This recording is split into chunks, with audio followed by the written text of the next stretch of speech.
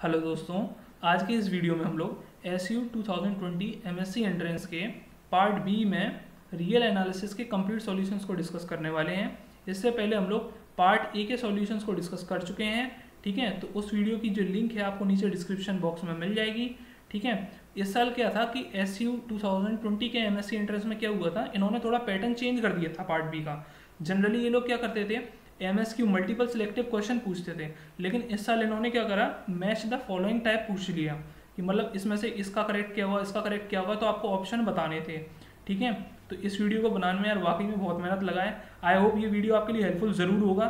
ठीक है, और लाइक और सब्सक्राइब करने के लिए इस बार मैं नहीं बोलने वाला हूँ, क्योंकि मुझे पता है आप सब्सक्राइब और लाइक ज़रूर करोगे इस वीडियो को। ठीक है, और बाकी GU MSc एंट्रेंस और BHU MSc एंट्रेंस की जो प्लेलिस्ट है आपको नीचे डिस्क्रिप्शन बॉक्स में ज़रूर मिल जाएगी, तो प्लेलिस्ट को चेक करना ना भूलें। और इस वीडियो को अपने दोस्तों के साथ ज़रूर शेयर करना, क्योंकि ये उनकी भी हेल्प करेगा। ठीक है, सो अपन पार्ट बी को स्टार्ट करते हैं। ठीक है, question number 26, consider f of x equal to sine x की पावर साइन एक्स। एक्स आपको कहाँ तक दिया है, 0 से लेकर पाई। ठीक है, फर्स्ट दे रहा है F S minimum at X equal to pi upon two, F S maximum at X बराबर pi upon two, F S maximum at X बराबर साइन इनवर्स 1 अपॉन ई। तो then first is true only, second is true only, और क्या दे रहा है, first and second are true. ठीक है, और first and third are false. तो देखना इसमें आपको देखो अच्छी खासी डिफ्रेंसिएशन लगानी है, उससे आप क्रिटिकल पॉइंट निकालोगे, फिर मैक्सिमा मिनिमा को चेक करोगे, है ना। तो अगर आप जैसे देखते हो कि इस पे आ जाए y बराबर एफ ऑफ एक्स हो गया आपका। ठीक है, साइन एक्स की पावर साइन एक्स है, तो एक्स की पावर एक्स टाइप का फंक्शन है, तो मैं क्या करूंगा, लॉग ले लूंगा। तो लॉग ले लिया तो लॉग y हो गया।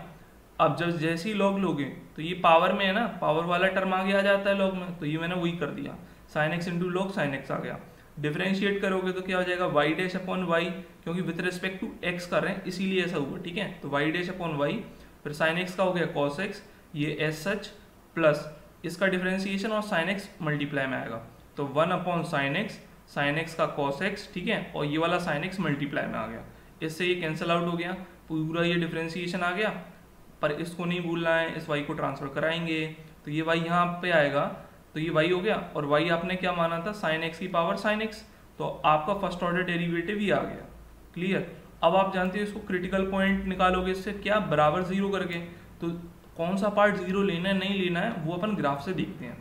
आप जानते हो 0 से लेकर पाई वाले इंटरवल में साइन की जो वैल्यू होती है 0 से 2 पॉइंट पे हो सकती है, काय पे, 0 पे या फिर पाई पे, पर उसने ओपन लिया है तो ये तो होगा ही नहीं। ठीक है, और किसी पॉइंट पे 0 होगा नहीं, तो मतलब 0 से लेकर पाई में तो ये वाला पूरा टर्म क्या रहेगा, नॉन जीरो, ये नॉन जीरो, ये नॉन जीरो, तो टोटल नॉन जीरो हो गया। अच्छा, तो या फिर ये हो सकता है या फिर ये हो सकता है, तो इन दोनों को बराबर करा दो 0 के, तो cos x अगर 0 होगा तो आपको पक्का पता है एंगल क्या होगा, पाई अपॉन 2 होगा 0 से लेकर पाई वाले इंटरवल में। और 1 प्लस लॉग साइन एक्स बराबर 0 कराते हो, तो अब आप देखना क्या होगा, लॉग साइन एक्स -1 हो जाएगा, और इधर आके e की पावर -1 होगा, तो e की पावर 1 क्या हो गया, वो -1 अपॉन ई, और साइन एक्स दिया है तो x बराबर अपन क्या लिख सकते हैं, साइन इनवर्स 1 अपॉन ई। तो देखो क्रिटिकल पॉइंट तो वही आ गया जैसे क्वेश्चन में पूछ रहा था। अच्छा, क्लियर है।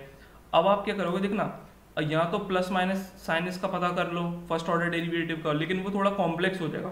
रीजन ये है कि कॉस के लिए आपको फिर 2 इंटरवल बनाने पड़ेंगे, 0 से लेकर पाई अपॉन 2 और पाई अपॉन 2 से लेकर माइनस पाई, है ना, एक में पॉजिटिव एक में नेगेटिव, वो बड़ा कॉम्प्लेक्स कर देगा काम को, है ना। तो आप क्या कर सकते हो कि ऐसे कर लो क्या, कि जरा इसको आप सेकेंड ऑर्डर डेरिवेटिव टेस्ट लगा दो, वो ज़्यादा ईजी पड़ेगा। मतलब ईजी तो है लेकिन थोड़ा लेंदी है। तो वाई डैश ये आपको मिल गया, अब डबल डैश निकालोगे सेकेंड ऑर्डर डेरिवेटिव, तो वो कैसे करा है उसको आराम से समझते हैं। पहला इसको डिफ्रेंशिएट करेंगे, ये कांस्टेंट रहेगा, फिर इसको कांस्टेंट रखेंगे, फिर इसका डिफ्रेंशिएशन। अब आप देखना क्या करा है मैंने, अभी ये दिमाग में रखो कि इसको मैं कांस्टेंट लेके चल रहा हूँ और ये मल्टीप्लाई में चल रहा है ना। अब आपने देखो साइन एक्स की पावर साइन एक्स का डिफ्रेंशिएशन करा, तो देखो ये क्या आया था, ये पूरा यही वाला तो टर्म आया है, ये साइन एक्स की पावर साइन एक्स का यही वाला तो टर्म आया है, तो यही वाला टर्म देखो एक और बार लिख जाएगा। ठीक है, ये वाला टर्म पूरा लिख जाएगा, और ये वाला इतना पार्ट मल्टीप्लाई में चल रहा है, तो साइन एक्स की पावर साइन एक्स हो गया, और ये वाला टर्म 2 बार हो गया। ठीक है, तो ये क्या हो जाएगा, स्क्वायर, और ये भी हो गया स्क्वायर। क्लियर। अब अपन इसका डिफरेंशिएशन करेंगे और इसको कांस्टेंट रखेंगे, तो साइन एक्स की पावर साइन एक्स हो गया। अब इसमें लगा देंगे प्रोडक्ट रूल, क्योंकि दो फंक्शन है। तो देखना कैसे करेंगे, पहले कॉस का करते हैं। तो कॉस का क्या आएगा, माइनस साइन एक्स का इसमें मल्टीप्लाई करा दो, तो minus sign X into one minus sine x, ठीक है। माइनस साइन एक्स इंटू ये करोगे तो आ जाएगा minus sign X into log sine x, clear. Plus अब आपको क्या करना है, इसका डिफरेंशिएशन, कॉस को कांस्टेंट रखेंगे, तो कॉस एक्स बाहर लिख दिया मैंने। अच्छा, वन का डिफरेंशिएशन क्या है, जीरो हैगा, तो उसको लिखने की जरूरत नहीं है। अब इसका कर लो बस, तो वन अपॉन साइन एक्स, और साइन एक्स का क्या हो गया, कॉस एक्स, और ये वाला कॉस एक्स आपको समझ में आ गया होगा क्योंकि ये कांस्टेंट ले रहे थे अपन। तो ये पूरा इतना लंबा चौड़ा सा इसका डिफरेंशिएशन आया सेकंड वाला। अब इसको मैंने दोबारा मॉडिफाई करके लिख दिया है, बस ये वाला जो था कॉस स्क्वायर एक्स कर दिया है मैंने, क्लियर हो गया आपको, ये दो बार मल्टीप्लाई हो जाएगा। अच्छा, अब आपको पाई अपॉन 2 पे निकालना है और साइन इनवर्स 1 अपॉन ई पे निकालना है, ये और तगड़ा काम है, ठीक है। वो मैं काम आसान कर दिया है, ठीक है, मैंने डायरेक्ट वैल्यूज लिख दी है आपके लिए, ठीक है। पाई अपॉन 2 पे कैसे निकालेंगे ये देख लेते हैं। देखो यहाँ पे कॉस पाई अपॉन 2 दिया है, कॉस पाई अपॉन 2 की वैल्यू क्या है, 0, और ये नंबर क्या आएगा, फाइनाइट आएगा, तो ये पूरा टर्म क्या हो गया, 0 हो गया।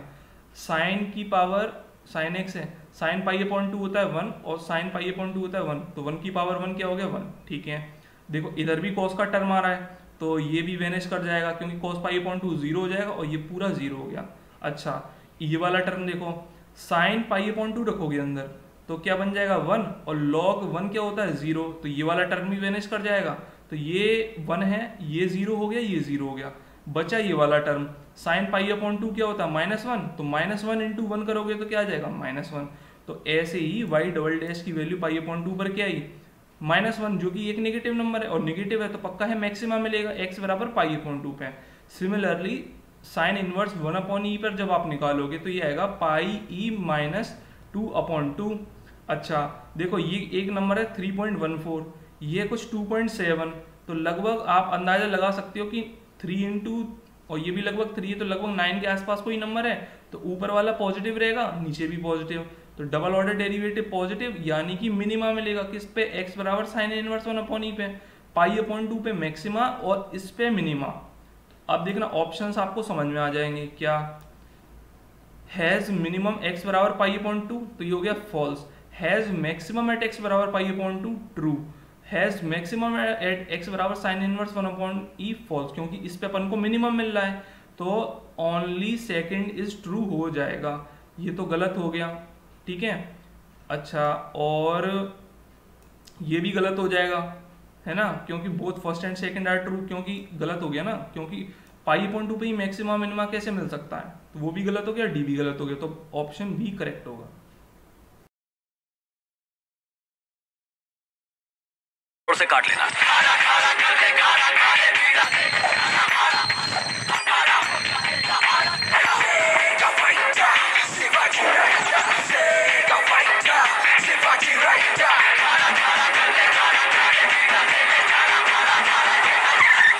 आगे बढ़ो।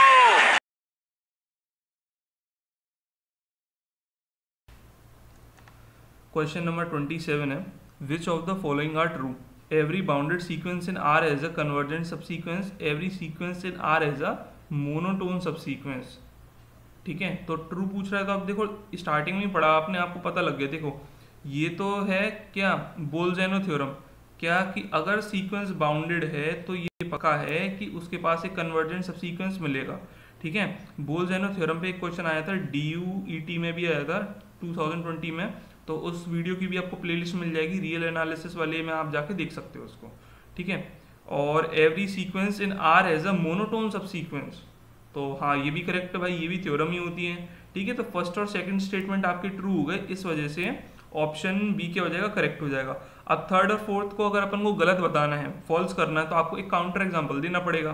क्या लिखा है, every subsequence of an unbounded sequence in R is unbounded, मतलब अगर आप कोई अनबाउंडेड सीक्वेंस ले रहे हो तो उसका हर सब सीक्वेंस हमेशा अनबाउंडेड होगा, ऐसा ज़रूरी नहीं है। अब क्यों है उसके लिए अपन देख लेते काउंटर एग्जांपल। देखो मैंने एक सीक्वेंस लिया an, जो कि मैं क्या कर रहा हूँ, n की पावर -1 की पावर n से डिनोट कर रहा हूँ, ठीक, मतलब नेचुरल नंबर के ऊपर ये पावर लगी है। अब आप जानते हो जब n ऑड होगा तो -1 की पावर n क्या हो जाता है, -1, तो n की पावर -1 क्या हो जाएगा, 1/n, ठीक है। और जब n इवन होता है तो ये वाला टर्म क्या बन जाता है ऊपर वाला +1, तो n की पावर 1 क्या हो जाएगा n, तो n इवन के लिए ऐसे डिफाइन कर दिया। अब ये सीक्वेंस अनबाउंडेड क्यों होगा, क्योंकि आप देख सकते हो कि जो इवन वाला सब सीक्वेंस अपन ने बनाया है वो क्या है नेचुरल नंबर वाला है, तो आपको ये दिख गया कि ये तो क्या है अनबाउंडेड है। और इस सीक्वेंस के पास अगर एक अनबाउंडेड सब सीक्वेंस मिल रहा है तो क्लियर है कि ये खुद भी क्या रहा होगा अनबाउंडेड रहा होगा, ठीक है। तो ये अनबाउंडेड सीक्वेंस हो गया। और आप ये जो ऑड वाला सीक्वेंस देखोगे तो आपको पता है कि ये वैल्यू 0 से हमेशा बड़ी होती है और 1 के बराबर या उससे छोटी होती है, तो ये बाउंडेड हो गया। और ऐसे भी देख सकते हो कि ये सीक्वेंस क्या है ऑड वाला, ये सीक्वेंस क्या है कन्वर्जेंट है, तो अगर कन्वर्जेंट है तो बाउंडेड हो जाएगा। तो मतलब आपने एक अनबाउंडेड सीक्वेंस में एक बाउंडेड सब सीक्वेंस दिखा दिया, एक अनबाउंडेड सीक्वेंस में आपने एक बाउंडेड सब सीक्वेंस दिखा दिया, तो ये स्टेटमेंट तो क्या हो गया फॉल्स, ठीक है। अब ऑप्शन डी पर आते हैं। ऑप्शन डी क्या कह रहा है, the sum of two unbounded sequences in R is again an unbounded sequence. मतलब अगर आप कोई दो अनबाउंडेड सीक्वेंस को ऐड करते हो तो जो रिजल्टेंट सीक्वेंस बनेगा वो भी अनबाउंडेड होगा, जरूरी नहीं है। क्यों, देखो अगर मैं जैसे एक प्लस साइन वाला अनबाउंडेड ले लूं और एक माइनस साइन वाला ले लूं तो दोनों को ऐड करने पे क्या आ जाएगा 0। तो वही करा मैंने, an को n मान लिया है और bn वाले को मान लिया -n। तो जब मैं जोड़ूंगा तो मुझे नल सीक्वेंस मिल गया ना, मतलब कांस्टेंट सीक्वेंस हो गया। और कांस्टेंट सीक्वेंस है तो ये क्या हो जाएगा बाउंडेड हो जाएगा, क्योंकि 0 ही होगा इसमें सिर्फ टर्म, ठीक है। तो स्टेटमेंट फोर्थ भी क्या हो गया फॉल्स हो गया। तो इसीलिए अपना स्टेटमेंट फर्स्ट और सेकंड करेक्ट है, तो ऑप्शन बी क्या हो जाएगा ट्रू हो जाएगा। क्वेश्चन नंबर 32, लेट x, ठीक है, ये ग्रेटेस्ट इंटीजर देना है, तो denote the greatest integer less than और equal to x belonging to real number then match the following, ठीक है। तो ये फंक्शन दे रहा है आपको ग्रेटेस्ट इंटीजर x-1, gx दे रहा है मॉड x-1 और पूरे पे पावर 3 है, hx आपको दे रहा है mod x-1 plus sine square, और साइन स्क्वायर के अंदर क्या दिया हुआ है मॉड x-1। तो देखो कंटिन्यूटी, डिफरेंशिएबिलिटी, डिसकंटिन्यूटी और डिफरेंशिएबिलिटी, मतलब आपको तीनों फंक्शंस की क्या करना है कंटिन्यूटी और डिफरेंशिएबिलिटी चेक करनी है x बराबर 1 पर, ठीक है। तो अब देखो इसमें आपको थोड़ा सा दिमाग लगाना पड़ेगा कि ईजीएस्ट को पहले अप्रोच करो तो थोड़ा आपको हेल्प मिलेगी। कैसे, देखो ये ग्रेटेस्ट इंटीजर वाला है फंक्शन, तो इससे थोड़ा मतलब दूरी बनाए रखो। अभी ये तो और खतरनाक लग रहा है, मॉड भी हैगा और साइन के अंदर भी मॉड लगा है। बचा ये अपना छोटा सा नन्ना मुन्ना सा फंक्शन, कौन सा मॉड x-1 की पावर 3। तो अपन इसकी कंटिन्यूटी और डिफरेंशिएबिलिटी चेक कर लेते हैं, तो अपन को एक ऑप्शन पता लग जाएगा, और अगर एक पता लग गया तो एक दो तो हट ही जाएंगे, ठीक है। तो देखो अपन पहले इसको सॉल्व कर लेते हैं। देखो इसका क्या आएगा, gx तो आ गया मॉड x-1 की power 3 x belonging to r, ये मैंने फंक्शन डिफाइन कर दिया। x लेस देन 1 के लिए ये हो जाएगा, माइनस का साइन आ गया लेसर के लिए, ठीक है। ग्रेटर देन इक्वल टू के लिए प्लस का साइन हो गया। अब कुछ नहीं है, लिमिट चेक कर लेना। LHL अगर आप निकालोगे, ये वाली सॉरी ये रही LHL 1 negative f of x, तो 1 से छोटे के लिए फंक्शन कौन सा डिफाइन है -x-1 की पावर 3, तो ये आ गया, ठीक है। और x टेंडिंग टू 1 जैसे ही करोगे तो ये लिमिट कहाँ चली जाएगी 0 पे, 1 - 1 क्या हो गया 0 हो गया, ठीक है। RHL निकालोगे 1 पॉजिटिव, तो ग्रेटर देन 1 के लिए फंक्शन ये वाला डिफाइन है x-1 की पावर x-1 का होल क्यूब, तो ये आ गया। अब x टेंडिंग टू 1 करोगे तो 1 - 1 क्या हो गया 0, मतलब RHL और LHL बराबर आ गई। अब देखना, और फंक्शन का वैल्यू 1 पर क्या होगा, ग्रेट बराबर का भी तो साइन लगा है, तो यही होगा। तो 1 - 1 क्या हो गया 0, मतलब LHL RHL और फंक्शन का वैल्यू एट 1 तीनों क्या आ गए 0, तो फंक्शन हो गया कॉन्टिन्यूस, ठीक है। डिफरेंशिएबिलिटी के लिए क्या कर दो, डायरेक्ट इसी को डिफरेंशिएट कर दो क्योंकि कॉन्टिन्यूस है, ठीक। तो -3x-1 का होल स्क्वायर, इसको करोगे तो क्या आ जाएगा 3 × x-1 का whole square, x less than 1 के लिए हो गया, ठीक है, और x ग्रेटर देन 1 के लिए हो गया। LHD और RHD चेक कर लेना, तो ये लेफ्ट हैंड डेरिवेटिव, ये राइट हैंड डेरिवेटिव, बस इसमें क्या कर दो 1 की वैल्यू को पुट कर दिया, तो देखो 1 - 1 क्या हो जाएगा 0, और 0 × -3 0 आ जाएगा, तो लेफ्ट हैंड डेरिवेटिव 0, और इसमें भी 1 - 1 हो जाएगा, तो क्या हो गया 0, तो मतलब राइट हैंड डेरिवेटिव भी क्या हो गया 0 हो गया। कब, जब x बराबर था 1 पे, तो मतलब फंक्शन डिफरेंशिएबल हो जाएगा x बराबर 1 पे। इसका मीनिंग ये हुआ कि सेकंड की मैच कैसे कर देंगे अपन, थर्ड वाले से। तो देखो डिफरेंशिएबल एट x बराबर 1 होगा, हाँ, तो सेकंड वाला थर्ड से मैच कर गया, तो सेकंड का फर्स्ट, सेकंड का सेकंड, सेकंड का फर्स्ट, सेकंड का थर्ड सिर्फ इसी में ही दे रहा है, तो ऑप्शन सी ऐसे ही करेक्ट हो गया, ठीक है। तो बस थोड़ा राइट अप्रोच पता होनी चाहिए, तो वो मैं आपको बता रहा हूँ अपने क्वेश्चंस के थ्रू, सॉल्यूशंस के थ्रू, ठीक है, कैसे अप्रोच करना है। अब अपन इन दोनों को भी डिस्कस कर लेते हैं। देखो पहले थर्ड वाला डिस्कस कर लेते हैं, ये थोड़ा खतरनाक ज़्यादा लग रहा है। देखो क्या होगा इसमें, देखो आप जानते हो कि ये वाला जो फंक्शन है कॉन्टीन्यूस होगा x बराबर 1 पे। मॉड फंक्शन कॉन्टीन्यूस होता है पूरे रियल लाइन पे, लेकिन अगर कुछ ऐसा दिया रहता है ना x minus A x plus A mod के अंदर, तो ये अपनी डिफरेंशियबिलिटी लूज कर देता है उस पॉइंट पे। तो ये देखो कॉन्टीन्यूस तो होगा बट डिफरेंशिएबल नहीं होगा, ठीक है। अच्छा ये देखो sine square mod x minus 1 है, अंदर वाला कॉन्टीन्यूस रहेगा R2R और बाहर वाला भी कॉन्टीन्यूस है R2R, तो इनका कंपोजिशन भी क्या हो जाएगा, R2R कॉन्टीन्यूस हो जाएगा। तो x बराबर 1 पर भी हो गया, ठीक है। तो आपको ये समझ में आ गया ये फंक्शन कॉन्टीन्यूस तो हैगा, लेकिन ये तो अपनी डिफरेंशिएबिलिटी फेल कर रहा है ना, कहीं पे x बराबर 1 पे, तो नॉट डिफरेंशिएबल हो जाएगा टोटल फंक्शन। तो फंक्शन कॉन्टीन्यूस है बट नॉट डिफरेंशिएबल x बराबर 1 पर, ठीक है। तो थर्ड वाले का भी अपन मैच निकाल चुके हैं कि थर्ड वाले की मैचिंग क्या आ जाएगी, थर्ड वाले का फर्स्ट आ जाएगा continuous but not differentiable at x equal to 1, ठीक है। तो ये भी डिस्कस कर लिया अपन ने, थर्ड का फर्स्ट, सेकंड का थर्ड। अब आ जाते हैं ग्रेटेस्ट इंटीजर पे, तो इसको अपन कोशिश करेंगे। देखो क्योंकि ये ग्राफ शिफ्टेड वाला है, आप ग्रेटेस्ट इंटीजर का पता है, तो ग्रेटेस्ट इंटीजर x माइनस 1 का आप निकाल लोगे, कैसे, राइट साइड को शिफ्ट करके, ठीक है। तो देखो ग्रेटेस्ट इंटीजर फंक्शन का ग्राफ आपको पता ही होता है, 0 से लेकर 1 के बीच में वैल्यू क्या रहती है, 0 रहती है, ठीक है। 1 से लेकर 2 के बीच में क्या वैल्यू रहती है फंक्शन की, 1 रहती है। यही तो देखोगे y बराबर 1 की लाइन पे जा रहा है, तो y बराबर 1 हो जाता है। 2 से लेकर 3 में क्या रहता है, 2 रहता है। और ये डार्क सर्कल क्यों लग गया, क्योंकि 2 रखोगे ना जब इसमें तो 2 ही आएगा, और बाकी पे ये स्ट्रेट लाइन फॉलो होगी। तो मतलब अब देखना x माइनस 1 वाला है तो माइनस का साइन है तो राइट साइड शिफ्ट हो जाएगा, मतलब ये जो डॉट 0 पर आ रहा है अब ये डॉट काय पे आ जाएगा, 1 पर आ जाएगा। और ये जो डॉट अभी कहाँ आ रहा है, 1 पर आ रहा है, ये 2 पे शिफ्ट हो जाएगा। देखो वही हो रहा है, ये जो डॉट था ये वाला डॉट कहाँ आ गया, 1 पर आ गया। मतलब इस फंक्शन की वैल्यू 1 पर क्या आ रही है, 0 आ रही है, ठीक है। और अब देखो ये वाला डॉट कहाँ था, ये वाला नीचे वाला, तो देखो ये वाला डॉट अब शिफ्ट होकर यहाँ आ जाएगा, यानी कि 2 के पास आ जाएगा, तो 2 पर ये आ जाएगा। तो कहने का मीनिंग क्या हो जाएगा, 2 पर फंक्शन की वैल्यू क्या हो जाएगी, 1, किसके, इसकी।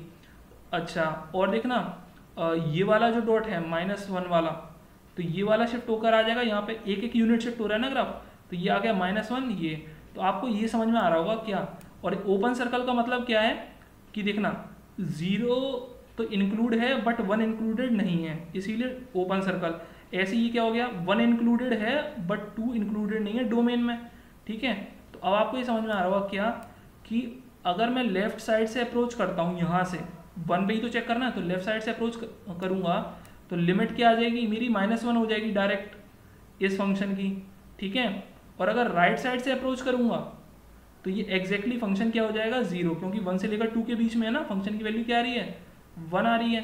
तो left hand limit right hand limit बराबर नहीं होंगे, इसीलिए फंक्शन x बराबर 1 पे कॉन्टीन्यूस नहीं होगा, ठीक है। तो मतलब फर्स्ट का ऑप्शन का से मैच हो जाएगा, सेकंड वाले से मैच हो जाएगा, ठीक है। तो फर्स्ट का सेकंड, सेकंड का थर्ड, थर्ड का फर्स्ट। तो अगर आपको इस क्वेश्चन में कोई भी डाउट हो तो आप मुझसे कमेंट करके ज़रूर पूछ लेना, ठीक है। क्वेश्चन नंबर 35 2 मार्क्स का है। मैच द फॉलोइंग, u और v आपको फंक्शंस दे दिए x y के, ठीक है। इसमें भी u और v फंक्शन दे दिए, ये देखो कितना बड़ा साइन इनवर्स भी लगा रहा है, फिर अंडर रूट भी लगा रहा है, खतरनाक फंक्शन है। हाँ तो ये थर्ड वाला देखो u और v, ठीक है, cos hyperbolic x cos y ये सब दे रहा है। अब आपका जैकोबियन पूछ रहा है u v का with respect to x y, तो आपको फॉर्मूला समझ में आ गया हो कौन सा लगाना है, with respect to x y वाला लगेगा। पॉइंट देखो तीनों में सेम दिख रहा है, x बराबर 1 y बराबर 1 पे ही निकालना है। अब इस क्वेश्चन को करने का तरीका क्या होगा, टाइम बचे जिससे हमारा, तो आप ऐसा करो कि सबसे ईजीएस्ट फंक्शन ले लो। देखो फर्स्ट वाला ईजी लग रहा है, थर्ड वाला ईजी लग रहा है, ये थोड़ा अलग है, इससे अपन थोड़ा दूर रहते हैं अभी, ठीक है। थोड़ा ऑप्शंस को भी ऑब्जर्व करो, देखो फर्स्ट का C है, फर्स्ट का A है, फर्स्ट का C दोबारा दिया गया है देखो, और फर्स्ट का B है। तो मतलब अगर फर्स्ट का C होगा तो ये तो पक्का है ना कि B और D तो गलत हो जाएंगे अपने आप। तो फर्स्ट के लिए अपन चेक कर लेते हैं, फिर थर्ड फंक्शन के लिए चेक कर लेंगे, ठीक है। तो देखो जैकोबियन का फॉर्मूला आपको तो क्लियर है, जैकोबियन क्या होता है, देखो ये रहा, u v का अगर आप x y की रेस्पेक्ट में निकालोगे तो देखो u का derivative with respect to x partial derivative del u upon del x del v upon del x, फिर del u upon del y और del v upon del y, और इसका डिटर्मिनेंट ले लेते हैं मैट्रिक्स का।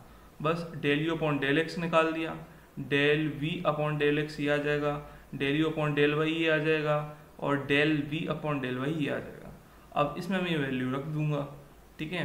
तो देखो ये सारी वैल्यू रखने के बाद क्या हो गया, 2x cos 2y 2x sin 2y minus 2 sin 2y into x square और 2x square into cos 2y आ जाएगा, है ना।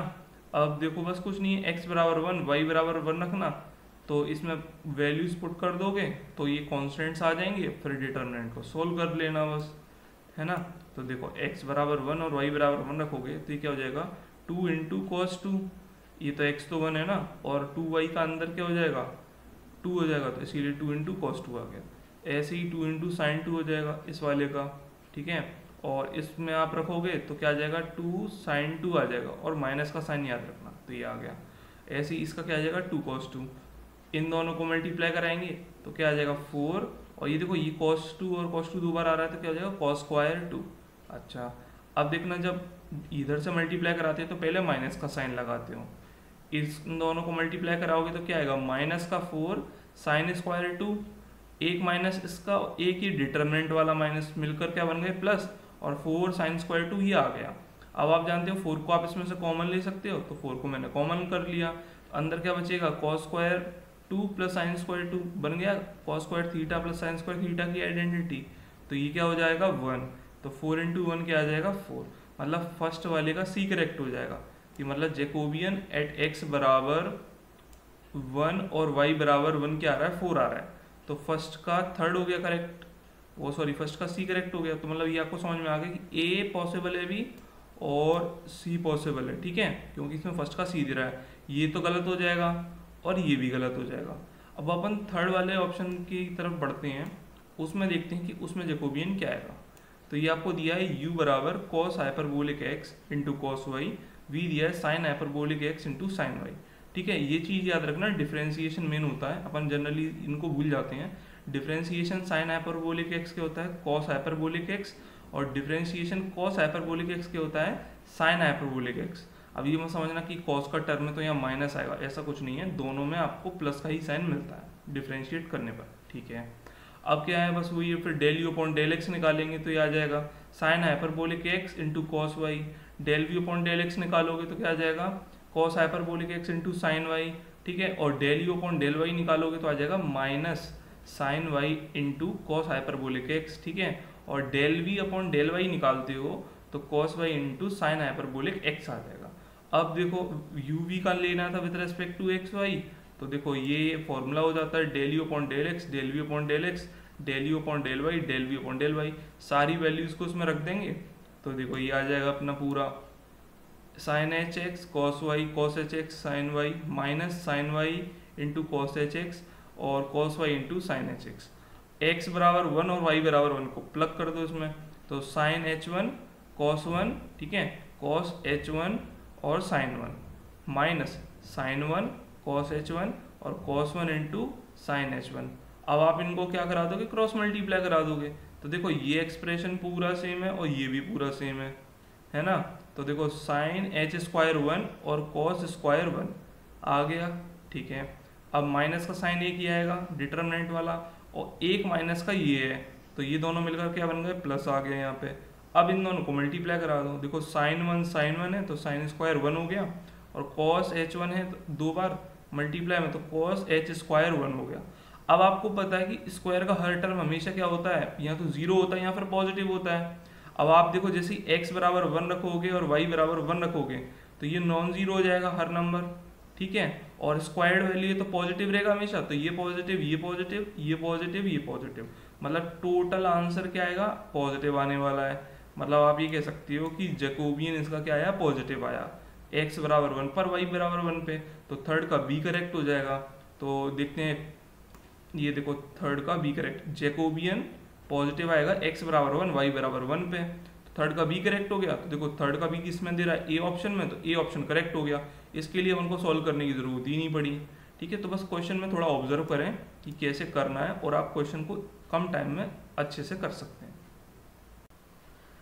क्वेश्चन नंबर 38 है 2 मार्क्स का। Let f be a function from R2 to R then match the following, ठीक है। ये 3 functions दे रहा है आपको, पूछ के रहा है होमोजीनियस है और 0 डिग्री का है, होमोजीनियस है और डिग्री 1 है, ठीक है।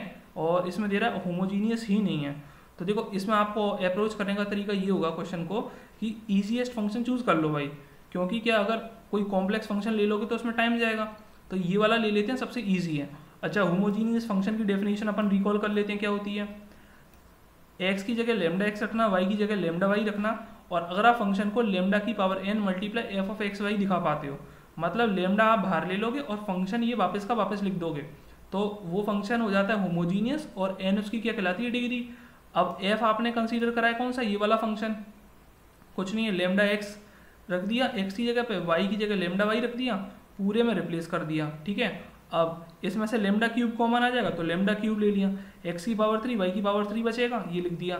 इसमें से लेमडा स्क्वायर कॉमन ले सकते हो, ठीक है, क्योंकि ये लेमडा लेमडा लेमडा स्क्वायर और इससे लेमडा की पावर 2 आएगा, तो लेमडा की पावर 2 हो गया, ये कैंसिल आउट होके क्या गया, लेमडा बचा और लेमडा की पावर क्या 1 हो गई।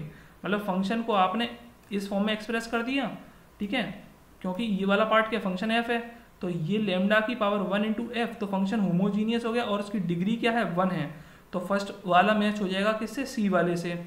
अब देखो जैसे ही फर्स्ट वाला सी से मैच होगा, क्या is a homogeneous function of degree 1, तो देखना फर्स्ट का सी हो गया, तो ये वाला बी गलत हो गया और अपना डी भी गलत हो गया। पॉसिबल ऑप्शन क्या बनते हैं अपने, ए और सी, ठीक है। तो अब आप देखना कि इसमें से ईजी कौन सा लग रहा है। साइन इनवर्स वाले में थोड़ी दिक्कत आ सकती है, लॉग वाले में आपको देख रहे हो जो अंदर वाला है उसमें ऐसे ही इस टाइप का ही कुछ फंक्शन है, तो आप थर्ड वाला ले लो अब, ठीक है। तो पॉसिबिलिटी ये बची, यहाँ तो होमोजीनियस नहीं होगा और अगर हुआ तो 0 डिग्री का होगा, ठीक है। तो अब अपन देखते हैं कि ये होगा कि नहीं होगा। तो आपको कुछ नहीं करना, लेमडा एक्स और लेमडा वाई से रिप्लेस कर देना, तो ये हो जाएगा लेमडा की पावर 3 एक्स की पावर 3 प्लस लेमडा की पावर 3 वाई की पावर 3, और नीचे पूरा ये सॉल्व करने पर आ जाएगा, लेमडा स्क्वायर इससे आएगा, एक लेमडा इससे आएगा, तो लेमडा क्यूब और एक्स स्क्वायर वाई हो गया, इससे लेमडा आएगा और इससे लेमडा स्क्वायर मिलेगा, तो लेमडा क्यूब हो जाएगा मल्टीप्लाई होने पर, एक्स वाई स्क्वायर आ गया, इससे लेमडा की पावर 3 कॉमन, इससे भी नीचे लेमडा की पावर 3 कॉमन, इससे ये कैंसिल आउट हो गया। तो आपको पता लगा कि ये फंक्शन तो आपको पूरा वापस मिल जाएगा, यही तो आप फंक्शन लेके चल रहे थे। तो इसका मीनिंग क्या है, इसको आप ऐसे भी तो लिख सकते हो, ये 1 मल्टीप्लाई में है, तो लेमडा की पावर 0 लिख दिया मैंने इसको, ठीक है, क्योंकि किसी भी रियल नंबर की पावर 0 करोगे तो वो क्या हो जाएगा, 1 ही तो होता है, तो लेमडा की पावर 0 हो गया। इसका मतलब जी एक होमोजीनियस फंक्शन है जिसकी डिग्री क्या है, 0 है। तो थर्ड का ऐसे मैच कर गया बी से, थर्ड अगर बी से मैच कर गया तो अब अपन चेक कर लेते हैं, फर्स्ट का सी और थर्ड का बी, तो मतलब ऑप्शन ए करेक्ट हो जाएगा, ऑप्शन डी गलत हो गया, क्योंकि थर्ड को ए से मैच कराना है, तो ऑप्शन 2 चेक करने के लिए अपन को जरूरत थी नहीं, तो करेक्ट ऑप्शन अपना क्या हो गया, ए। तो क्वेश्चन नंबर 39 है 2 मार्क्स का, match the following functions with their Laplace transforms, ठीक है। तो e की power 2x sine 3x, e की power 2x cos 3x, e की पावर 2x साइन हाइपरबोलिक्स दिया है, ठीक है, और e की पावर 2x cos हाइपरबोलिक दिया है। तो आपको पता है कि अगर आपको ये फंक्शन पता है तो आप शिफ्ट प्रॉपर्टी से e की पावर वाले का लैप्लास भी निकाल सकते हो, तो आप पहले से ही वेरीफाई कर लो। देखो ए के ऑप्शन देखो चारों में अलग अलग हैं, नहीं बी और सी में सेम है, तो अगर ए पता लग गया तो आप 2 तो डिस्कार्ड कर सकते हो, समझ रहे हो। बस थोड़ा ऑब्जर्व करने की जरूरत है कि आपको अप्रोच कैसे करना है। तो आप देख लो कि ए 2 में सेम दे रहा है, 2 में अलग दे रहा है, तो अगर थर्ड हो जाता है तो बाकी ए और सी तो गलत हो जाएंगे, तो पर फर्स्ट वाले ऑप्शन को वेरीफाई करते हैं, ठीक है। तो देखना इसमें लगेगी क्या, शिफ्ट प्रॉपर्टी। क्या कहती है शिफ्ट प्रॉपर्टी, अगर आप लैप्लेस किसी फंक्शन का निकाल लो, जैसे एफ ऑफ टी का निकाल लो, वो क्या आया, एफ ऑफ पी आया, तो लैप्लेस ट्रांसफॉर्मेशन ई की power A T into F of T का जो लैप्लेस आप निकालोगे वो क्या हो जाएगा, एफ ऑफ पी माइनस ए। मतलब जो एफ ऑफ टी का आपने लैप्लेस निकाला था, एफ पी फंक्शन निकाला था, उसमें क्या कर देना, पी माइनस ए रख देना बस, तो वो आपका लैप्लेस ट्रांसफॉर्म आ जाएगा इस फंक्शन का। अच्छा देखो जब ई की पावर ए टी, मतलब ए जब प्लस आ रहा है यहाँ पे, तो p माइनस ए रख रहे हैं, ठीक है। अगर ये e की पावर माइनस ए टी दिया होगा तो p प्लस ए से रिप्लेस करेंगे, क्लियर। और ये तो सबके स्टैंडर्ड आपको लैप्लास पता है, मैंने लिख दिए हैं, तो ये आपको क्लियर हो जाएगा। अब आप जानते हो कि लैप्लास ऑफ साइन 3x क्या होता है, 3/p² प्लस 9, ऊपर कॉन्स्टेंट आता है साइन वाले टर्म में, ठीक है। तो 2x हो जाएगा, तो क्या करोगे, जहाँ जहाँ आपको p दिख रहा है वहाँ पे क्या कर दोगे, p माइनस 2 से रिप्लेस कर दोगे इस लैप्लेस में, तो 3/p माइनस 2 का होल स्क्वायर प्लस 9 हो जाएगा, किसका, इसका। तो a का इससे मैच हो जाएगा सेकंड वाले से। अच्छा a का इससे मैच हो गया अपना सेकंड वाले से, मतलब इससे 3/p माइनस 2 का होल स्क्वायर प्लस 9 से, तो ए का सेकंड कहाँ दिख रहा है, इसमें दिख रहा है, और तो कहीं दिख नहीं रहा, तो बाकी सारे ऑप्शन ऑटोमेटिकली क्या हो गए, गलत हो गए। ए गलत हो गया, बी भी गलत हो गया और डी भी गलत हो गया। करेक्ट आंसर क्या हो गया, सी हो जाएगा। ठीक है, और बाकी के लिए अपन चेक कर लेते हैं कि कैसे क्या होगा। ठीक है, तो देखो सिंपल सा क्वेश्चन था। ठीक है, बस ऑब्जर्व करना था तो आप इजीली इसको कर सकते थे। अब cos x में क्या हो जाएगा, p upon P square plus 9, p ऊपर आता है cos वाले में। अब शिफ्ट प्रॉपर्टी लगाओगे तो जहाँ जहाँ p दिख रहा है उसको कैसे रिप्लेस कर दोगे, p माइनस 2 से। तो देखना p माइनस टू का होल स्क्वायर प्लस 9, क्योंकि यहाँ पे ये प्लस का साइन है ना, तो इसीलिए p माइनस 2 रखा। अगर यहाँ माइनस 2 देता ना, e की पावर माइनस 2x देता, तो यहाँ p प्लस 2 से रिप्लेस करते। तो सीधी बात है, ये कैसे मैच हो जाएगा, फर्स्ट वाले से। तो देखो फर्स्ट वाले से ये मैच हो रहा है कि नहीं हो रहा है, कहाँ था, ए का सेकंड था और बी का देखो फर्स्ट ही आ रहा है। ठीक है, तो इससे अपन वेरीफाई कर सकते हैं। ऐसी साइन हाइपरबोलिक में आपको पता है माइनस का साइन आता है, साइन हाइपरबोलिक में माइनस का साइन आता है, और 2 लगाए तो नीचे अब देखना माइनस का साइन इन दोनों में आ रहा है। और आपको पता है साइन हाइपरबोलिक है तो ऊपर कांस्टेंट टर्म आएगा, तो ये वाले से मैच हो जाएगा। सी वाला का डी फोर्थ हो जाएगा। ठीक है, सी वाले का, हाँ सी वाले का फोर्थ होगा, तो हाँ सी वाले का फोर्थ आ रहा है। ठीक है, और बचा ये, तो डी वाले का क्या हो जाएगा ये, और ये फॉर्मूला में लिख दिया, तो इससे भी आपको थोड़ा क्लियर हो जाएगा। कॉस हाइपरबोलिक का क्या होगा, p upon P square minus 9। ठीक है, और शिफ्ट प्रॉपर्टी लगाओगे तो क्या हो जाएगा, e की पावर 2x, तो p माइनस 2 से रिप्लेस कर दिए, तो p माइनस 2 का होल स्क्वायर माइनस 9। तो d का ऐसे थर्ड से मैच हो गया, बचा c, तो c का ऐसे मैच हो गया फोर्थ वाले से हो गया। तो इसीलिए अपना ऑप्शन c क्या हो जाएगा, करेक्ट हो जाएगा।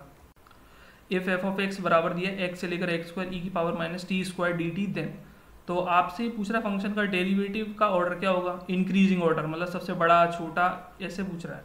ठीक है, तो सबसे बड़ा एफ डैश वन या जो भी है वो अपन को करना है। तो ये इसमें देखो क्या है, लेबनिज रूल लगने वाला है, क्योंकि फंक्शन की लिमिट क्या है, फंक्शन ऑफ एक्स है, तब आप डेरिवेटिव निकाल पाओगे। अच्छा, इस क्वेश्चन में क्या था ना कि आंसर की के अकॉर्डिंग तो इन्होंने डी लगाया है, लेकिन मैंने काफ़ी श्योर हूँ और मैंने काफ़ी बार ट्राई करा है, उसके बाद मैं बता रहा हूँ इसका 41 का बी करेक्ट होगा, और उसका मैं रीज़न भी दूंगा कि 41 का बी करेक्ट क्यों होने वाला है। ठीक है, तो अपन इसको सॉल्व करते हैं। आइए, अब लेबनिज रूल तो सबको क्लियर है। ठीक है, अगर नहीं आता तो मुझे बता देना, मैं उसके ऊपर आपको अलग से समझा दूंगा। एफ ऑफ एक्स, एक्स से लेकर एक्स स्क्वायर ई की power minus t square d T. ठीक है, तो आप देखना पहले इसका डिफरेंशिएशन होगा तो क्या आ गया 2x। ठीक है, और फिर इस लिमिट को इसमें रख दोगे तो ई की पावर माइनस टी की जगह पे एक्स स्क्वायर रख दिया, तो एक्स स्क्वायर और पावर क्या है, एक्स स्क्वायर आ गई। ठीक है, माइनस का साइन आता है, फिर क्या करोगे, ये इसका डिफरेंशिएशन क्या हो जाएगा 1 मल्टीप्लाई इस लिमिट को इसमें रख देंगे, तो ई की पावर माइनस एक्स स्क्वायर आ जाएगा। ठीक है, एक्स स्क्वायर क्या हो गया, एक्स की पावर 4 हो गया, और माइनस का एक्स स्क्वायर ये आई गया। जो नेगेटिव पावर थी उनको मैंने डिनोमिनेटर में लिख दिया।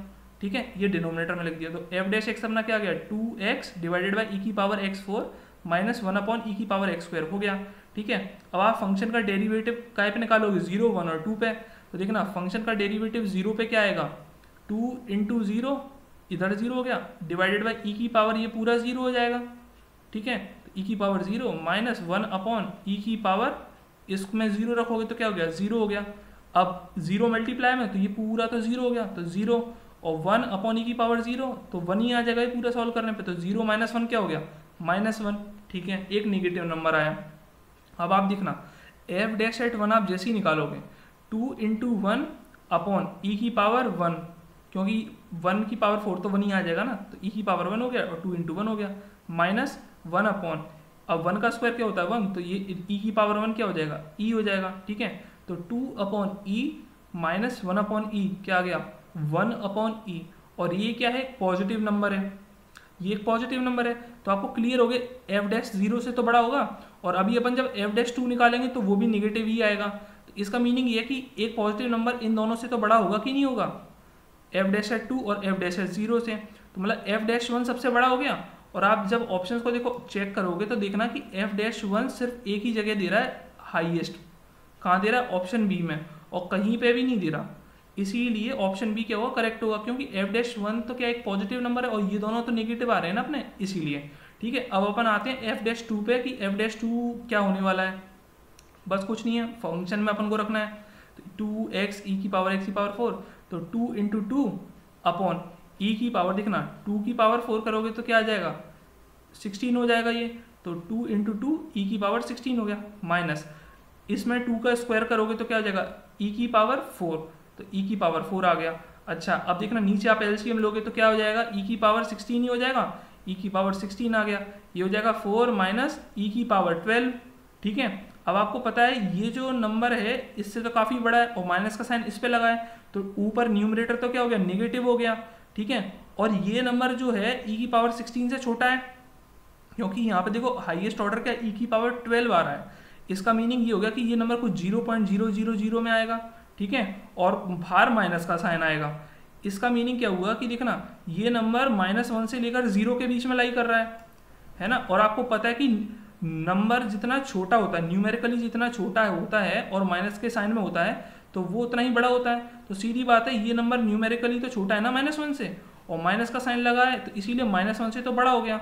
और -1 क्या है फंक्शन का डेरिवेटिव एट पॉइंट 0। तो इसका मीनिंग क्या हुआ कि f डैश एट 0 छोटा हो गया किससे f डैश 2 से, तो f dash 0 less than f dash 2 और f डैश 2 छोटा हो जाएगा f डैश 1 से क्योंकि वो एक पॉजिटिव नंबर है। तो अपना करेक्ट ऑर्डर क्या हो जाएगा f dash 0 less than f dash 2, f dash 2 less than f dash 1। इसीलिए अपना ऑप्शन बी क्या हो गया करेक्ट हो गया, 41 का बी क्या होगा करेक्ट हो गया। Question number 49, let x equal to 1 to 3 arrange the following set in an increasing order of their cardinality. ठीक है, तो मतलब इन सेट्स में जो जो एलिमेंट आएंगे उनको उनके इंक्रीजिंग ऑर्डर में लगाना है, जिसमें सबसे ज़्यादा होगा वो सबसे एंड में आएगा। ठीक है, S1 हो गया the set of all the symmetric relation, set of all bijection, equivalence relation on x। ठीक है, set of all relations, set of all functions, set of all reflexive relation. तो वैसे क्वेश्चन अच्छा है ये, क्योंकि देखना एक ही क्वेश्चन से आपको कितने सारे फॉर्मूलेज और मतलब क्वेश्चंस कवर हो रहे हैं। अब इस तरह के क्वेश्चन को अप्रोच करने का सबसे ईजीएस्ट तरीका ये है, आप स्टार्टिंग की 3-4 स्टेटमेंट देख लेना, उससे आपको ये पता लग जाएगा कि कौन कौन से निकालना जरूरी है। देखो S3 कॉमन आ रहा है, S1 कॉमन आ रहा है, S5 कॉमन आ रहा है और S2 भी, तो मतलब S1, S2, S3, S5 भी निकाल लेते हो तो उतने में आपको ऑर्डर काफ़ी हद तक समझ में आ जाएगा क्या होगा। ठीक है, अपन खैर पूरे निकालेंगे ताकि अपन को चीज़ें सब क्लियर हो जाए। तो देखो S1 सेट है नंबर ऑफ सिमेट्रिक रिलेशन का। ठीक है, set of all symmetric relation, तो सेट की कार्डिनलिटी है कितनी 3, क्योंकि x में कितने आ रहे हैं 3 एलिमेंट आ रहे हैं। ठीक है, अब 2 की पावर समेशन n, यहाँ पे 2 की power n into n plus 1 divided by 2 ये होता है इसका फॉर्मूला। n बराबर 3 आप रखोगे, सॉल्व करोगे 2 की पावर 6 आ जाएगा। ठीक है, अब आते हैं नंबर ऑफ बाइजेक्शंस, मतलब number of 1, 1 and onto functions on set x। ठीक है, सेट x की कार्डिनलिटी अगर n है तो इसके लिए फॉर्मूला होता है n फैक्टोरियल। n की जगह 3 रख देना, 3 फैक्टोरियल सॉल्व करोगे तो क्या आ गया 6। ठीक है, तो ये पॉसिबल ऑप्शन हो सकता है क्योंकि आपको इंक्रीजिंग में लगाना तो काफ़ी छोटा नंबर मिला। अभी आगे बढ़ते हैं, number of all equivalence relations निकालने हैं क्योंकि सेट ऑफ इक्विवेलेंस रिलेशन है ऑन सेट x। तो देखना इसको आराम से समझना, अगर जैसे सेट x में 3 एलिमेंट हैं तो देखना ये P of 3 से लिखा जाएगा, इसको कैसे लिखा जाएगा P of 3 से, और फॉर्मूला होता है Pn+1। ठीक है, तो मतलब n को अगर आप 2 रखोगे तो ये अंदर पूरी वैल्यू क्या आ जाएगी 3 आ जाएगी, 2 + 1 3। तो मतलब आप ये कह सकते हो अगर सेट में इतने एलिमेंट्स हैं तो उससे एक कम रख देना n, तो वो आपका n की वैल्यू हो जाएगी। तो अब फॉर्मूला होता है R0 से लेकर सम कहाँ तक जाएगा n तक, NCR P of R। P of R क्या हो गया, परम्यूटेशन मत समझना है इसको, ये ऐसी ही इक्विवेलेंस रिलेशन है कोई इससे छोटे एलिमेंट के लिए। ठीक है, वो भी सॉल्व करेंगे सब क्लियर हो जाएगा। अब देखो n बराबर 2 रखोगे तो ये अंदर पूरा क्या बन जाएगा P of 3 बन जाएगा। तो सम कहाँ से कहाँ तक करेगा 0 से लेकर 2 तक, n की जगह 2 रख दिया मैंने। ठीक है, यहाँ से और 2CR PR बन जाएगा। बस अब क्या है सॉल्व कर देंगे, तो 2C0 P of 0 plus 2C1 P of 1 plus 2C2 P of 2। ठीक है, ये नोट कर लेना, कुछ स्टैंडर्ड वैल्यूज हैं आपको याद रहेंगी, वैसे तो आप निकाल सकते हो इसी फॉर्मूला से। ठीक है, P0 की आपको पता होनी चाहिए, उससे सारी आप निकल जाएंगी। ठीक है, बस वैल्यू रख देंगे, 2C0 1 हो गया, ये P0 1 हो गया, पूरा सॉल्व करके 5 आ गया। तो आपको ये पता लग गया कि यहाँ 5 मिला आपको S3 और S2 क्या मिला 6। तो वैसे देख के तो यही लग रहा है कि S3 और S2 मिनिमम होंगे, और अपन सॉल्व कर लेते हैं।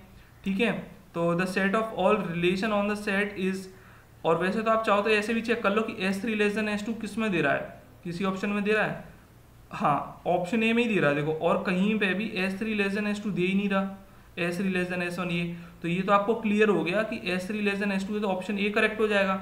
ठीक है, तो आप ऐसे जल्दी कर सकते हो। अब अपन और भी ऑप्शन समझ लेते हैं। Set of all the relation on set क्या होगा, set of all the relation, तो ये क्या हो जाता है 2 की पावर n स्क्वायर, और अगर कोई दूसरा सेट दिया रहता है तो m इंटू एन हो जाता है, a से लेकर b में निकालते हैं, अब सेट x पे ही निकाल ले तो n स्क्वायर आ गया यहाँ पे। ठीक है, x में कितने एलिमेंट है 3, तो 2 की पावर 3 स्क्वायर यानी कि 2 की पावर 9 आ गया, काफी बड़ा नंबर आया है। ठीक है, अब S5 में देखते हैं, नंबर ऑफ रिफ्लेक्सिव रिलेशंस बोल रहा है। अभी आपने सिमेट्रिक देखा था सबसे पहले, इसमें रिफ्लेक्सिव है, तो इसके लिए फॉर्मूला होता है 2 की power n square minus n, n की जगह क्या रख दो 3 रख दो, तो 3 स्क्वायर माइनस 3, तो ये आ गया 2 की पावर 9 माइनस 3, तो 2 की पावर 6 आ गया। अच्छा, अब सेट ऑफ ऑल फंक्शंस, ठीक है, ऑन x, तो देखो सेट ऑफ फंक्शंस है तो नंबर ऑफ फंक्शन कैलकुलेट करने हैं, तो अगर a से लेकर b कोई सेट दिया है तो फंक्शंस कितने हो जाते हैं टोटल, सेट b की कार्डिनलिटी की पावर सेट a में जितने एलिमेंट आ रहे हैं वो। अब यहाँ पे तो सेट क्या x है, तो दोनों जगह क्या आ जाएगा सेट x की कार्डिनलिटी और पावर में भी सेट x की कार्डिनलिटी, तो कितनी 3 की पावर 3 हो जाएगा, तो 27 आ गया। तो आपको ये देखो ये ऑर्डर भी पता लग गया, 5, 6, 27, 2 की पावर 6 बराबर 2 की पावर 6 और 2 की पावर 9, तो S3, S2, S5, S6 बराबर S1 के, और सबसे बड़ा हो जाएगा S4, तो अपना ऑप्शन ए क्या हो जाएगा करेक्ट। तो अच्छा क्वेश्चन है। ठीक है, तो मतलब इसके सारे फॉर्मूलेज आप नोट कर लेना क्योंकि बहुत काम आएंगे।